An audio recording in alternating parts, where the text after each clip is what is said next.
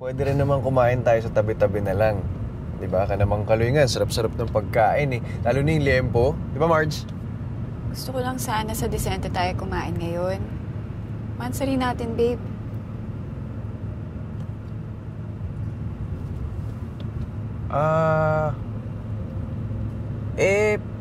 Disente naman ka namang Kaloy.